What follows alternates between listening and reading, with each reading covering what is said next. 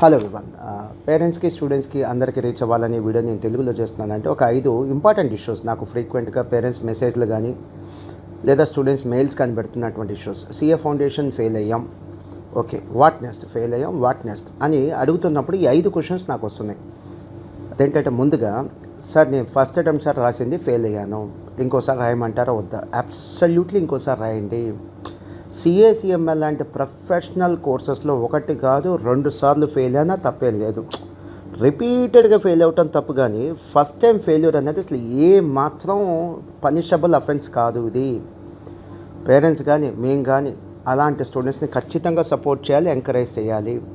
ఇదేదో అడ్మిషన్స్ కోసం చేస్తున్నటువంటి వీడియోగా భావిస్తే అలాంటి వాళ్ళని చూసి నేను జాలి పట్టమే తప్ప ఇక నేను ఆన్సర్ నా సైడ్ నుంచి వాళ్ళందరికీ ఆన్సర్ చేసి నా టైం వేస్ట్ చేసుకోవడం కూడా నాకు ఇష్టం లేదు. So such students can be supported. ఇంకొక అటెంప్ట్ పేరెంట్స్ చెప్పి మరీ రాయించండి. ఫస్ట్ అటెంప్ట్ ఫెయిల్యూర్ అసలు ఫెయిల్యూరే కాదు. కొంతమంది ఏంటంటే సబ్జెక్ట్ మీద గ్రిప్ ఉన్నా కూడా ఎగ్జామ్ ఫియర్ ఉండటం వల్ల ఫెయిల్ అవుతారు, లేదా ఎగ్జామ్స్ ప్రాక్టీస్ లేకపోవటం వల్ల ఫెయిల్ అవుతారు. అందుకని ఫస్ట్ అటెంప్ట్ ఫెయిల్యూర్ని ఎప్పుడు కూడా మనం సపోర్ట్ చేసి అలాంటి పిల్లలు మళ్ళీ ఇంకో అటెంప్ట్ రాసేట్టుగా చూడాలి. తర్వాత సార్ వచ్చే సెప్టెంబర్లో ఎగ్జామ్ రాయాలా, జనవరిలో ఎగ్జామ్ రాయాలా? నేను ఈ వీడియో చేస్తుందండి జూలై 31, 2024. సో సెప్టెంబర్ 2024లో రాయాలా, జనవరి 2024లో రాయాలా? మీకు వచ్చిన మార్క్స్ని బట్టి మీరు డెసిషన్ తీసుకోండి. సపోజ్ 20 లేదా అంతకంటే తక్కువ మార్క్స్తో మీరు ఫెయిల్ అయ్యి ఉంటాయి. 200 రావాలి, 185, 189 ఆ రేంజ్లో వచ్చినాయి. సో రావాల్సిన మార్కుల కంటే 20 మార్క్స్ లేదా అంతకంటే తక్కువ గ్యాప్తో మీరు ఫెయిల్ అయ్యారు. సో షార్టేజ్ ఉంది 20 లేదా అంతకంటే తక్కువ మార్క్స్తో షార్ట్ ఫాల్తో మీరు ఫెయిల్ అయ్యారు. అలాంటప్పుడు సెప్టెంబర్ రాసుకోండి. అంతకంటే ఎక్కువ మార్కులు ఉంటే మాత్రం జనవరి రాయండి, టైం లేదు. సో ఇప్పుడు మేము ఆగస్ట్ 2న బ్యాచ్ స్టార్ట్ చేస్తున్నాం. ఆ బ్యాచ్ కూడా ఎంత, మీకు 50 డేసే ఉంది బ్యాచ్. ఆగస్ట్ 2 నుంచి సెప్టెంబర్ 20 దాకా సర్వీసెస్ ఇస్తాం. అంటే 50 డేస్ బ్యాచ్. 50 డేస్లో అందరూ కోపప్ అవ్వలేరు. సో అనవసరంగా మీరు సెప్టెంబర్ బ్యాచ్కి వెళ్ళి మీరు ఫీజు కట్టడం, మాకు అడ్మిషన్ రావటం తప్ప రిజల్ట్ వచ్చేది లేదు. సో ఎవరికైతే కెపాసిటీ ఉందో, అంటే తక్కువ మార్కులతో ఫెయిల్ అయ్యారో వాళ్ళు సెప్టెంబర్కి వెళ్ళిపోండి, మిగతా వాళ్ళు జనవరికి వెళ్ళండి.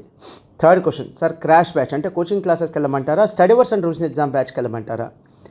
మీకు కాన్సెప్ట్స్ మీద క్లారిటీ ఉంది, సబ్జెక్ట్ మీద గ్రిప్ ఉంది, ప్రాక్టీస్ లేకపోవడం వల్ల ఫెయిల్ అయ్యారు. అలాంటప్పుడు స్టడీ అవర్స్ బ్యాచ్కి వెళ్ళండి.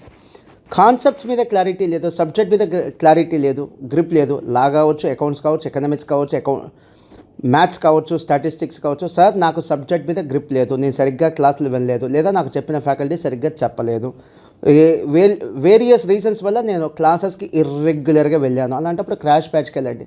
సార్ సబ్జెక్ట్ మీద నాకు పక్కా నో ఇష్యూ, పక్కా గ్రిప్ ఉంది సార్, కాన్ఫిడెన్స్ ఉంది, నాకు ఒక ప్రాక్టీస్ లేకపోవటం వల్ల ఫెయిల్ అయ్యాను, రివిజన్ లేకపోవటం వల్ల ఫెయిల్ అయ్యాను, రిపీటెడ్గా రివిజన్ లేకపోవటం వల్ల ఫెయిల్ అయ్యాను అంటే స్టడీ అవర్స్ బ్యాచ్కి వెళ్ళండి. అండ్ అలానే 400 మార్క్స్ కంటే 200 మార్క్స్ వస్తే పాస్ అవుతారు. సో 160 లేదా అంతకంటే తక్కువ మార్క్స్ వచ్చినాయంటే ఇట్స్ అన్ ఇండికేషన్ ఏంటంటే మీ దగ్గర సబ్జెక్ట్ లేదు అని.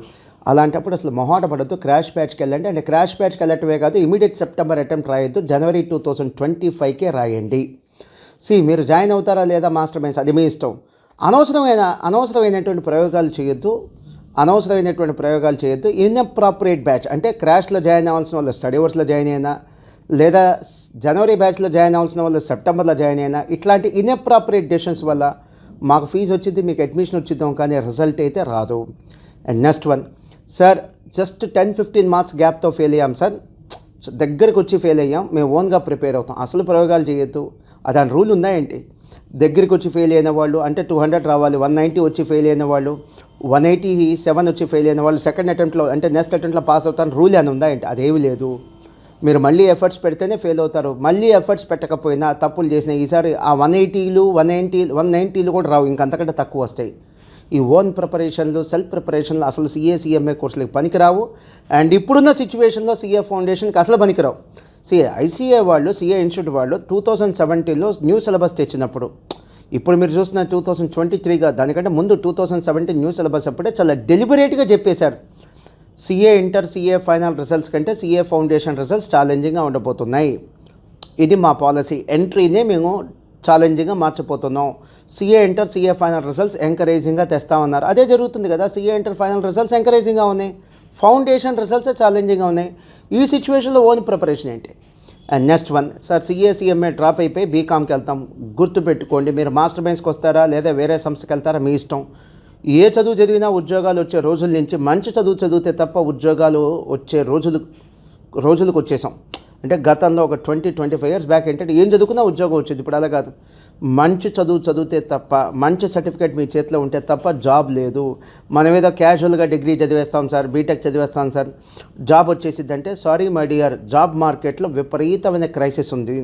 మీరు అది ఆలోచించుకునే వెళ్ళండి. సో బీకామ్కి వెళ్ళే బదులు కావాలంటే అంటే డిగ్రీ కోర్సులకి వెళ్ళే బదులు కావాలంటే సీఏ వద్దనుకుంటే సిఎంఏ కోర్సెస్కి వెళ్ళండి.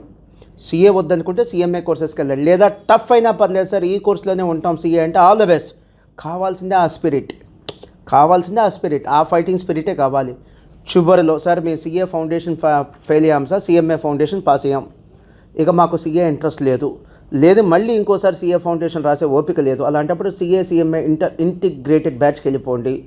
ముందుగా మీకు సిఏ ఇంటర్ కోచింగ్ ఇస్తాం, తర్వాత సిఎంఏ ఇంటర్ కోచింగ్ ఇస్తాం. అండ్ మీకు ఆల్రెడీ సిఎంఏ ఫౌండేషన్ పాస్ అయిపోయారు కాబట్టి సిఎంఏ ఇంటర్ రాయించేస్తాం. CMA inter both groups pass అయితే మీరు సిఏ ఫౌండేషన్ మళ్ళీ రాయాల్సిన అవసరం లేదు, పాస్ అవ్వాల్సిన అవసరం లేదు. హ్యాపీగా సిఎంఏ ఇంటర్ పాస్ అయిన సర్టిఫికేట్ చూపించి సిఏ ఇంటర్కి రిజిస్ట్రేషన్ చేయించుకోవచ్చు. దాన్నే డైరెక్ట్ ఎంట్రీ స్కీమ్ అని అంటారు. సో అంటే సిఏ ఫౌండేషన్తో సంబంధం లేకుండానే సిఏ ఇంటర్కి అడ్మిషన్ తీసుకోవచ్చు. దానికి మీరేం పాస్ అయి ఉండాలి? CMA inter. So CMA inter integrated batch అంటాం దీని పేరు. సో వచ్చే బెనిఫిట్స్ ఏంటి? సిఏ ఇంటర్ చెప్తాం, సిఎంఏ ఇంటర్ చెప్తాం. అంటే ఒకే ఫీజుకి 2 కోర్సులు వస్తాయి. టైం వేస్ట్ కాకుండా ఉంటుంది. మీరు డీమోటివేట్ అవ్వకుండా ఉంటారు. మీ ఫ్రెండ్స్తో పాటే సిఏ ఇంటర్ బ్యాచ్లో కూర్చుంటారు. ముందుగా సిఎంఏ ఇంటర్ రాయిస్తాం. సిఎంఏ ఇంటర్ పాస్ అయిన తర్వాత ఆ యొక్క సిఎంఏ ఇంటర్ సర్టిఫికేట్ చూపించి సిఏ ఫౌండేషన్ ఎగ్జామ్షన్ తీసుకొని సిఏ ఇంటర్ రిజిస్ట్రేషన్ చేయించుకుంటారు. ఆ తర్వాత సిఏ ఇంటర్కి ఒక క్రాష్ బ్యాచ్ కనుక మీరు జాయిన్ అయితే నామినల్ ఫీజుకే అయిపోయింది క్రాష్ బ్యాచ్. సిఏ ఇంటర్ కూడా కంఫర్టబుల్గా మీరు ప్రిపేర్ అవ్వచ్చు. సో ఇవన్నీ కూడా నేను చెప్పానని మీరు డెసిషన్స్ తీసుకోవద్దు. మీ పేరెంట్స్ మీరు కలిసి కూర్చోండి, స్టూడెంట్స్. అలానే మీ వెల్ విషర్స్ ఉంటే వాళ్ళతో కూడా ఒకసారి డిస్కస్ చేయండి. ఆ తర్వాత డెసిషన్ తీసుకోండి. So all the best to all of you. Admissions యొక్క help line numbers 9885125025 and 26. Thank you.